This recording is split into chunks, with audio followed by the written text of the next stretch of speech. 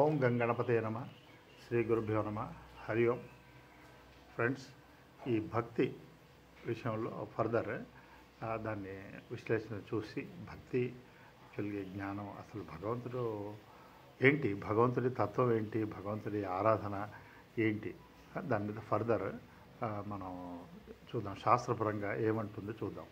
అయితే ఇప్పుడు మనం భగవంతుని అర్చిస్తున్నాం. అయితే పంచామృతాలు దాంట్లో వినియోగిస్తున్నాం. పాలు, చక్కెర, పెరుగు, నెయ్యి, తేనె. అయితే అవి విగ్రహం వాటెవర్ సాలగ్రామాలు కానివ్వండి, శివలింగం అనండి, దేనికైనా ఇవి మనం వినియోగిస్తూ ఆ భగవంతుడికి అభిషేకం అర్చన చేస్తుంటాం. అయితే ఇక్కడ ఏంటంటే విగ్రహం అనేది విశ్వనాథుడికి అది ప్రతీక, ప్రతిమ అనేది ప్రతీక. అయితే ఇప్పుడు ఒక గ్లోబ్ ఉంది. గ్లోబు ఎర్త్కు భూమికి ప్రతీక గ్లోబు. మరి అట్లాగే ఒక నేషనల్ ఫ్లాగ్ ఉంది, అంటే దేశానికి ప్రతీక. అయితే ఇప్పుడు గ్లోబు విశ్వాన్ని ఎట్లాగో మనం అదంతా మన మానవుడు పరిధిలో ఉన్నవాడు విశ్వాన్ని అర్చించడం కష్టం. అందుకోసం మనం ఒక విగ్రహం నుంచి ఏ ఫర్ యాపిల్ పిల్లల్లాగా మొదలు పెడతాం. అయితే ఏకి మాత్రమే పరిమితం అవుతుంది. పరిమితం కాదు, letters, words A to Z ఉన్నాయి. అట్లాగే ఇప్పుడు విగ్రహం మనం చక్కగా అర్చిస్తున్నాం. అలాగే ఆ విగ్రహం సూచించే ఆ పరమాత్ముడి తత్వం, ఆయన సర్వవ్యాపకుడు, సర్వజ్ఞుడు, సర్వశక్తిమంతుడు. అయితే అక్కడ విగ్రహం తర్వాత, అర్చన తర్వాత పంచామృతాల్లాగా మన మాటలు, మన దృష్టి, మన చర్యలు, మన ఆలోచనలు అట్లాగా మంగళకరంగా ఉండాలి. అప్పుడు ఎందుకంటే భగవంతుడు విగ్రహంలో ఉన్నవాడు, అది ఓన్లీ సూచన. విగ్రహం అంతటా ఆయన ఎందుకు అరడందు లేడు, చక్రి ఎందెందు వెతికినాను ఉంది. ఆ నరసింహ అవతారం అందుకోసమే వచ్చింది. ఏంటంటే అతను ఏదైతే ఉన్నాడా అంటే హరి, ఎస్, అక్కడి నుంచి వస్తాడు, ఎందుకు అరడందుడు. అయితే ఎవరిని చే జనించు జగం ఎవరి లోపల నుండు సర్వము తానై ఉన్నవాడు ఎవడు ఆ ఎవడి దగ్గర సరే ఎవరి వాళ్ళ ఇష్టదేవాన్ని పెట్టుకోవచ్చు, కానీ ఆ దైవాన్ని పరిధులు లేని ఆమ్నిషెంట్ సర్వవ్యాపకుడిగా సూచించారు. అప్పుడు ఏం చేస్తాం, మనం విగ్రహం మీద ఉన్న ప్రేమే విశ్వం మీదకి మారుతుంది. లేకుంటే అది స్టార్టింగ్ బిగినర్స్కి ఓకే. ఇప్పుడు జగన్మాత అన్నప్పుడు ఆ జగన్మాత విగ్రహం ఉంది మనకు. ఆ లలితా పరమేశ్వరి ఎవరు అర్చించే జగన్మాత లక్షణాలు ఏంటివి బ్రాడ్లీ. అయితే జగన్మాత లక్షణాలు ఏంటి, క్షమాగుణం, ప్రేమ, సేవ, కరుణ, అలాంటివి లక్షణాలు. ఇవి నో డౌట్ ఎవరి వాళ్ళ పిల్లలకు పరిమితమయ్యాయి. అయితే ఇవే పిల్లలకు బయట కూడా విశ్వం అంతా చూసినప్పుడు ఆ భగవత్ లక్షణాలు గ్రోత్. ఎందుకంటే భగవంతుడు అమ్మవారు విశ్వమాత, జగన్మాత అన్నాం, విశ్వనాథుడు అన్నాం. సో అయినప్పుడు సర్వస్వరూపే. ఎందుకంటే భగవద్గీతలో కూడా ఉంది, నేనే జగత్తుకు తల్లి తండ్రినని. అంటే జగత్తంతా కూడా ఈశ్వరుడి సంతానం. మరి ఈశ్వరుడు మనల్ని ప్రేమించాలంటే, ఈశ్వరుడిని మనం ప్రసన్నం చేసుకోవాలంటే ఈశ్వరుని సంతానాన్ని, సృష్టిని మనం ప్రేమించాలి. అదే పార్వతీ జగతపితరో వందే పార్వతీ పరమేశ్వరవు. అయితే పార్వతీ పరమేశ్వరులకు మనం విగ్రహం ద్వారా అర్చిస్తున్నాము. కానీ ఆ పరమేశ్వరుడు క్రియేషన్ని మనం ప్రేమించినప్పుడే ఆ క్రియేటర్ ఒక మెప్పు, ప్రసన్నత మనం పొందుతాం. ఇప్పుడు ఎవరైనా అంతే, లౌకికంగా కూడా వాళ్ళ పిల్లల్ని మనం హర్ట్ చేస్తే వాళ్ళ తల్లిదండ్రులు మన మీద కోపం హర్ట్ అవుతారు, మన మీద కోపం వస్తుంది. వాళ్ళ పిల్లల్ని ప్రేమిస్తే వాళ్ళు ఆటోమేటిక్గా. అయితే ఈ విగ్రహంలో ఉన్న మన ప్రేమ ఆసక్తులు విశ్వం మీదకి పోవాలి. అప్పుడు ఎట్లాగైతే విగ్రహానికి, గుడికి అపచారం చేయరో ఈ విశ్వానికి, జగత్తు సృష్టి అన్ని జీవులకు ఎవరు అపకారం చేయలేరు. ఇంకా ఇప్పుడు ఇతను ఆస్తికుడు అంటే అస్థి బ్రహ్మం అని ఉంది. అంటే భగవంతుడు ఏకమేవ అద్వయం అయితే భగవంతుడికి అన్యంగా ఏది లేదు. ఇప్పుడు విగ్రహం తర్వాత దేవుడు లేకుండా పోతే అది దేవుడు లేని స్పేసు, టైము, అది నాస్తికత్వం అవుతుంది. సో దీన్నే అనన్య భక్తి అంటే. దానికి అన్యంగా ఏది లేదు కాబట్టి, భక్తి అంటే పట్టుకోవడం కాబట్టి ఇప్పుడు దానికి ప్రతి క్షణం, ఇప్పుడు పూజ కూడా ఒక కర్మ కాకుండా ప్రతి కర్మ పూజ కింద అవుతుంది. ఎప్పుడంటే ఆ భగవంతుడిని మనం దర్శించినప్పుడు. ఇందుకోసమే ఆ థర్డ్ ఐ అన్నారు. థర్డ్ ఐలో ఏంటంటే మనకు దృశ్యం ఆధారంగా ఉన్న అధిష్టానాన్ని చూడడం. ఇదే ఆ శ్లోకంలో కూడా ఉంది. ఆత్మ గిరిజాపతి ఆ దాంట్లో నేను యద్యత్ కర్మ కరోతి శంభో తత్తదఖిలం తవ ఆరాధనం. నేను ఎక్కడ నడిచినా నీ ప్రదక్షిణే. సో ఈ విధంగా భక్తి అనేది పరిధి నుంచి భగవంతుడికి అన్యంగా ఏది లేదు కాబట్టి ఏ ప్రేమ అయితే మనకు విగ్రహం మీద ఉంది. ఇప్పుడు మనం చేసే స్తుతి నామాలు స్తోత్రాలు సర్వస్వరూపే ఆ శ్లోకాల్లో సర్వం శక్తి అంతా కూడా అమ్మవారి ఒక విరాట్ రూపం, అమ్మవారి శక్తి ఒక కార్యం. అయితే ఇక్కడ మనం అయితే భగవంతుడికి అన్యంగా ఏది లేదు. ఇంక భగవంతుడికి అన్యంగా ఏది లేదు. ఒక బర్డ్ కనుక స్పేస్లో ఉన్నట్టు దానిపైన స్పేసే, కింద స్పేసే, పక్కల స్పేసే. ఇదే భగవంతుడు కూడా ఆ విరాట్ రూపంలో మనకు చూపెడతాడు. అయితే ఆ లక్షణాలు ఎవరిలో అయితే వాళ్ళ పిల్లలకి ఏదైతుందో, ఇప్పుడు పిల్లలు ఎవరి మీద అన్కండిషనల్ లవ్ ఉంటుంది, క్షమాగుణం, ప్రేమ అవన్నీ ఉన్నాయి. అయితే అవి ఆ ఇద్దరు ఇది వాటెవర్ వాళ్ళ ఫ్యామిలీకి పరిమితమైనవి. బయట వాళ్లకు ఆ దేవుడు లేకుండా అయిపోయాడు. ఇప్పుడు వీళ్ళంతే ముత్తైద ఆ పర్టికులర్ రిచువల్స్లో కూడా నవ్వుకున్నప్పుడు నువ్వు మంగళగౌరి అన్నారు, నువ్వే మంగళగౌరి కోరుకో ఇచ్చాను వైరం. తర్వాత వీళ్ళు రివర్స్ రోల్ అవుతుంది. ఆవిడ కూడా అంటారు. మరి అది ఎప్పుడు దానికి ముందు ఉండదు, ఆ రిచువల్కు తర్వాత ఉండదు. తర్వాత వ్యక్తులు అయిపోయారు. మనం రోజు అనుకునే ఈ కామన్ ఏదైతే హిమ్స్ స్తోత్రాలు అమ్మవారు అన్ని స్వరూపాలు ఆవిడే. ఇప్పుడు అమ్మవారి భక్తులు ఆ స్వరూపంగా అందరినీ, అందుకోసం ఈశ్వర సర్వభూతానాం సర్వదేవ నమస్కారం కేశవం ప్రతిగచ్చది. సర్వభూత నమస్కారం కేశవుడికే చెందుతుంది. ఎందుకంటే భగవంతుడు ఆ రూపాలో ఉన్నారు. అయితే ఈ శివలింగం కూడా ఇదే, ఆ ప్రాణవట్టం పైన ఉంది. అయితే ప్రాణవట్టం అంతా కూడా ఉంది. అది ఏకాంశ అంటాం కదా, అది 3/4 ఇంకా నా తత్వం పురుష సూక్తంలో భగవద్గీతలో 3/4 అది నిర్గుణ తత్వం. ఒక 1/4తోనే ఈ మాయా శక్తి సృష్టి ఉంది. అయితే ఆ తత్వం, అయితే ఆ 1/4లో అందరూ ఇంక్లూడెడ్, సూత్రే మణిగణ ఇవ అన్నట్టు. అయితే ఈ లిమిటెడ్ ఒకటి బాధాకరం. లిమిటెడ్ నుంచి జీవితం స్టార్ట్ చేసాం, కానీ లిమిటెడ్కే పరిమితం కావడం కాబట్టి అందుకోసమే తరతి శోకం ఆత్మవత అన్నారు. ఎందుకంటే ఆత్మ అంటే అన్లిమిటెడ్ వైపు తిరిగితేనే మనకు దీని నుంచి మనకు విముక్తి. అయితే ఈ భక్తి కూడా ఫర్దర్ అది జ్ఞానం వైపు టర్న్ అయినప్పుడే మనకు అపూర్ణత్వం వస్తుంది. ఎందుకంటే దీనికి ఒకటి ఏంటంటే అనిత్యం అనేది ఒకటి అది ఉంది. ఆ వికారం అనిత్యం అనేది, అనాత్మ అంటేనే అది. అయితే ఈ వికారం అనుంది. అయితే ఇప్పుడు అనిత్య శరీరాన్ని అన్నారు. ఇప్పుడు ఎవరికైనా డెత్ అనేది ఆక్షేపణ, కానీ దాని నుంచి అది కూడా గుర్తించిన తాను ఆ డెత్కు గురయ్యే శరీరం కాదని బేసిక్ మన వివేకంతో గుర్తించవచ్చు. కానీ శరీరం పోతే నేను పోతాను, అయితే శరీరం పోకుండా ఉండదు. శరీరం పోతుంది అని తెలిసిన తాను తెలివి కలిగి ఉన్నాడు. అది తెలుసుకోబడ్డది, అది దానికి విడిపడ్డమే. సో ఈ విభజన, ఈ విభాగం, దృగ్దృశ్య విభాగం, ఈ విభాగం చేయనంత వరకు తాను శరీరంతో మమత్వం తాదాప్యం చెంది అది చనిపోతుంది, నేను పోతాను అని దీనికి నిష్కృతే లేదు. ఎందుకంటే అది కాదని ఎరుక. ఎందుకంటే వేమన అంటారు, చదివి చావంగా నేటికి చావులేని చదువు చదవాలి. చావులేని చదువు ఏంటి అంటే చచ్చేది నేను కాదని తెలుసుకోవడం, దానికి వివేకం.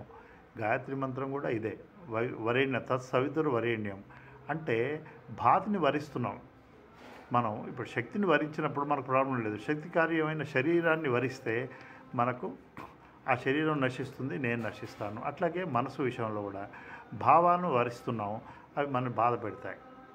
భాతిని వరించాం, మనకు క్షేమం. అయితే అట్లాగే ఇది నేను ఆ జ్ఞానాన్ని వరించినప్పుడు అది నిరాకారం అంతటా ఉంటుంది. అయితే ఈ భక్తి అనేది నో డౌట్ స్టార్టింగ్లో బాగానే ఉంది. చిన్నపిల్లలకు ఇంకా చందమామ అన్నట్టు ఎస్, కానీ బట్ జీవితాంతం చందమామే ఉంటే మరి అది మనం ఎదగనట్టే. ఎందుకంటే ఇప్పుడు చంద్రుడు అనేది ప్రకాశం నెక్స్ట్ స్టేజ్లో చూసుకోవాలి. అండ్ చంద్రుడు ప్రకాశానికి ఆధారం సూర్యప్రకాశం. అలా అలా మనం ఎదగాలి. లేకుంటే ఆ సూర్యప్రకాశం అంతటా ఉంది. ఇప్పుడు అలాగే భగవంతుడు ఒక నామం తీసుకున్న ఒక రూపం, నెక్స్ట్ స్టేజ్ అన్ని రూపాలు అన్ని నామాలు అవే. ఇంకా ఫైనల్ స్టేజు నామరూపాల్లో ఉంటూ నామానికి అతీతంగా అన్నిటికీ ఆధారంగా ఉన్న ఆ జ్ఞానం తన స్వరూపమే. ఇది నగ్న సత్యం. ఇది మాత్రమే కాపాడుతుంది. లేకుంటే ఏమవుతుందంటే శరీరం పతనం తప్పదు. శరీరాన్ని మనం దాని నుంచి విడిపడే ఆ ప్రక్రియ ఆర్ట్ మనకు తెలవటం లేదు. యాక్చువల్గా సంసారం, జీవితం, వ్యవహారం తప్పు, దాన్ని నిరసించక్కర్లేదు. కానీ దాంతో మమత్వం అది మనిషికి బాధగా ఉంది. ఎన్ని సాధించినా, ఎన్ని క్వాలిఫికేషన్స్, ఎన్ని పోస్టులున్నా, ఎన్ని ఆస్తులున్నా ఈ బ్యాక్ ఎండ్ ఒకలాంటి అభద్రత ఉంది, ఒకలాంటి ఇన్సెక్యూరిటీ ఉంది, ఒకలాంటి అదెందుకు అన్ని తప్పించి ఇది చస్తుంది, నేను చేస్తాను. దీనికి పరిష్కారం కనుక్కోకపోతే చాలా కష్టం. రామకృష్ణ ఇప్పుడు ఒక పడవ మీద దాటుతున్నాం, ఆ తీరానికి పోవాలి. అయితే ఇప్పుడు ఆ పడవలో ఉన్న వ్యక్తి ఇక్కడ ఏంటంటే ఉపమానంలో పడవకు ఎప్పుడు హోల్ పడడం ఖాయం, ఎప్పుడు పడుతుందో తెలియదు, అది మునిగిపోవడం ఖాయం. ఇప్పుడు ఈ వ్యక్తి ఎన్నో విద్యలు నేర్చుకున్నాడు, ఏది కాపాడుతుంది? ఎన్నో విద్యలు లౌకికంగా చేసినా, ఇంకా భక్తిపరంగా ఏం చేసినా అది మునిగినప్పుడు కాపాడేది ఈత. ఆ లైఫ్ జాకెట్ ఈత. అది అప్పుడు ఇదే ఉపమానం. ఒక ఎయిర్ క్రాఫ్ట్ ఉంది, అదేదో ఇట్ ఈస్ బ్లోన్, దానికో ఫ్యూయల్ ఉంది, అది ఎయిర్ క్రాఫ్ట్ బ్లో అయిపోతుంది. అయితే మనకి ఇప్పుడు ఎయిర్ క్రాఫ్ట్ లోపల అన్నీ ఉన్నాయి. లౌకికం ఉంది, సాధన పరంగా కూడా అన్ని రకాల భక్తి అవన్నీ ఉన్నాయి. కానీ అవన్నీ చేసినప్పుడు చేయడం మంచిది. కానీ తను ఇది క్రాష్ అవుతుంది కాబట్టి దాని నుంచి ఎట్లా బయటపడాలి, ఆ పారాచూట్తో ఆ ఎజెక్టింగ్ మెకానిజం అది తెలిసి చేసినప్పుడు మనకు ఈ ఎయిర్ క్రాఫ్ట్ జర్నీ సంతోషంగా ఉంటుంది, ఈ ప్రమాదం ఉండదు. ఇప్పుడు ఎయిర్ క్రాఫ్ట్ క్రాష్ కావద్దు అన్నాం, కానీ దాంట్లో లిమిటెడ్ ఫ్యూయల్ ఎంత ఉందో, ఇక్కడ మన ప్రాణానికి సంకేతం ఆ ఫ్యూయల్, అది ఎప్పుడు అయిపోతుందో. ఎయిర్ క్రాఫ్ట్ ఫ్యూయల్తో మన ప్రాణాంతో లింక్ చేస్తే ఆ ఫ్యూయల్ లాస్ట్ డ్రాప్ కాగానే అది బ్లో అవుతుంది. ఇక్కడ కూడా మన ప్రాణం ఎప్పుడు చివరి శ్వాస కాగానే ఇది పడిపోతుంది. ఈ లోపల మనం దాని నుంచి విడిపడే ఆ ఆర్ట్ తెలుసుకున్నప్పుడు మనం దాని నుంచి ముక్తి, ఇదే దాంట్లో బద్ధుడు అయిపోయాము, బంధం వచ్చింది, దాంతో మమైకం, దాని నుంచి విముక్తి పొందుతాం. అయితే ఇప్పుడు భగవంతుడు యాక్చువల్గా చాలా ఎఫర్ట్. ఇప్పుడు భగవంతుడు మొదలుపెట్టాం కృష్ణుడు అనండి, కృష్ణుడు విరాట్ రూపం చూపెడతాను, సర్వం ఉన్నట్టు చూపెట్టాడు, ముందు వెనక పైన పక్కల అంతటా ఉంది. మరి ఇప్పుడు మనం పుట్టినప్పటి నుంచి వింటున్నాం దేవుడు వేరు, దేవుడు నేను వేరని. మరి జీవితాంతం వృద్ధాప్యం వచ్చినాక దేవుడు నేను వేరు ఉంటే ఆ చందమామ లాగానే ఉంటుంది, ఆ బేబీ స్థాయిలోనే ఉన్నట్టు. దేవుడు అంతటా ఉన్నాడు కాబట్టి ఇక నేను అన్యంగా ఉండే ప్రసక్తి లేదు. ఇది ఓన్లీ బేసిక్. ఇప్పుడు జీవితాంతం కూడా బేసిక్ మొదలు పెట్టాము, దేవుడు వేరు నేను వేరు. కానీ వృద్ధాప్యంలో కూడా మరి వేరు ఉంటే ఇంకేం మనం ప్రోగ్రెస్ అయినట్టు. ఆయన మత్యమై సర్వమిదం ప్రోక్తం సూత్రే మత్త పరతరం నాణ్యత్ కించిదస్తి ధనంజయ మై సర్వమిదం ప్రోక్తం సూత్రే మణిగణ ఇవ.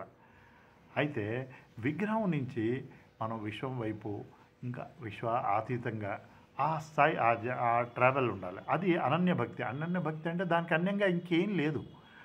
దాని విభూతే ప్రతిబింబంగా ఈ జగత్తు సృష్టి పూర్తిగా కూడా ఈశ్వరుడి సృష్టిగా మనం అలలు చూసినప్పుడు సముద్రం ఎట్లాగో సముద్రంలో అలలు ఉన్నాయి. ఇదే భగవంతుడు కూడా అంటాడు, నేను లేకుంటే ఇది లేదు, నేను ఇది కాలేదు, ఇది నేను కాదు. వండర్ఫుల్. అయితే అలలు సముద్రం లేకుంటే అలలు లేవు, సముద్రం అలలు కాలేదు. అయితే అలలు సముద్రం కాదు, ఎందుకంటే అలలు టైంలో వస్తున్నాయి పోతున్నాయి ఇవి. అయితే అలాంటిదే ఈ సృష్టి అంతా కూడా. సృష్టి భగవంతుడి యొక్క విభూతి. ఒక గారడి వాడి గారడి ఎలాగో ఈ సృష్టి అంతా కూడా ఇది. అయితే ఇప్పుడు అంతటా ఉన్న దేవుణ్ణి కొంతలో చూడడం, బిగినింగ్లో ఓకే, కానీ కొంతలో కాకుండా అంతగా చూసుకోవడం అండ్ అన్నిట్లో చూడడం. కొన్ని సమయాల్లో ఇప్పుడు మనం నమ్ముకున్న ఈ సాధన ఇవన్నీ కూడా ఒక అవస్థకు పరిధి అయినాయి, మిగతా అవస్థల్లో లేవు. కానీ తాను ఈ నేను అనేది ఏదైతే ఉందో అన్ని అవస్థలకు సాక్షిగా ఉంది అండ్ అది జ్ఞానం కలిగి ఉంది. మరి జడానికి ఈ నేను అనేది జడ నుంచి విడిపడమే అది సమంజసం లాజికల్గా. జడం తెలుసుకోబడింది, అది వికారభూషితం, అది నశిస్తుంది, తనకు జ్ఞానం ఉంది. ఎందుకంటే ఈ 3 అవస్థల్లో 3 నాటకాలు.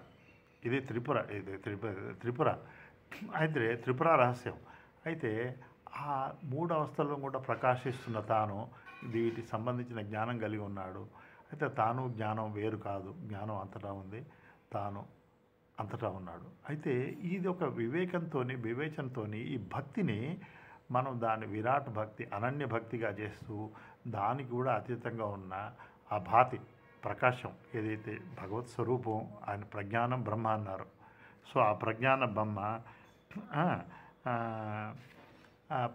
బ్రహ్మ అయితే తాను జడం కాదు, మరి తాను జ్ఞానం అంతటా ఉంది, తాను జ్ఞానం అని భక్తి ఒక పరిపక్వ దశ మొదలు పెడితే ఏ ఫర్ యాపిల్ నుంచి మొదలుపెట్టి ఏ ఫర్ ఆల్ తర్వాత ఈ ఏ టు జడ్కు కారణం ఏంటంటే ఆ ఇంక్. అట్లాగే సచ్చిదానంద పరబ్రహ్మ, సత్యం శివం సుందరం, శివం శాంతం అద్వైతం, ఓం అసతోమా సద్గమయ, తమసోమా జ్యోతిర్గమయ, మృత్యోర్మ అమృతంగమయ. అయితే ఇక్కడి నుంచి అటువైపు వెళ్ళాలి.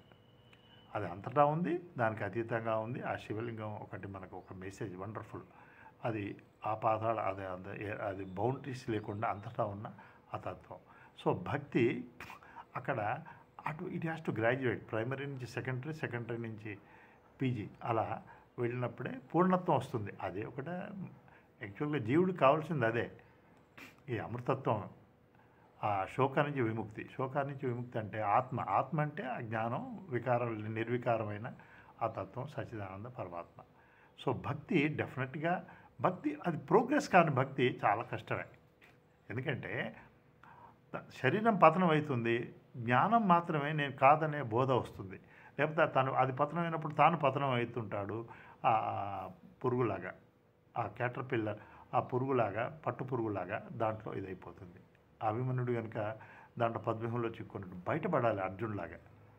సో సంసారం, వ్యావహారిక జీవితం ఇది ఆక్షేపణ కానే కాదు. కానీ వివేకంతో అది ఒక నటుల్లాగా ఒక వేషం వేసుకుంటాడు, గ్రీన్ రూమ్లోకి వెళ్ళి నటిస్తుంటాడు, వస్తాడు. అలాగే ప్రతి జాగ్రత్తలో పేరున్న నేను కూడా సాక్షిగా పేరులేని నేనుంది. ఆ పేరు లేని నేను ఆ వెంట ఉంచుకుంటే పేరున్న వ్యక్తికి ఇది ఓన్లీ ఒక అలాంటి డివైన్ ప్లే. తను నటిస్తాడు, పర్ఫెక్ట్గా తన బాధ్యతలు చేసుకుంటాడు, కానీ తాను ఎవరో ఆ ఎరుక ఉంది. ఇది వేమన భగవంతుడు ఆయన అంటారు, ఆ ఎరుక ఉన్నప్పుడు ఇది ఎరిగినవాడు పేరున్న నేను, ఎరిగినది తనతో తెలుసుకోబడ్డది. అయితే ఇది ఒక వండర్ఫుల్ ప్లే. ఇది అదిగా జగన్నాటకం. ఈ నాటకంలో తన పాత్ర తాను పోషిస్తున్నాడు, కానీ పాత్రలో లీనం కాకుండా పాత్ర పోషిస్తున్న దాన్ని నేను అన్యంగా ఉన్నాను, పాత్ర లేనప్పుడు కూడా నేనున్నాను. అయితే 3 అవస్థలను బేరీజు వేసుకొని 3 అవస్థలు కూడా సాక్షిగా ఉన్న తన నిజస్వరూపం ప్రకాశం, అది జ్ఞానం అంతటా ఉంది. సో భక్తి లీడింగ్ టు దట్ భాతి, ఆ journey, that is a great journey. Prostration to Shiva. Hari Om.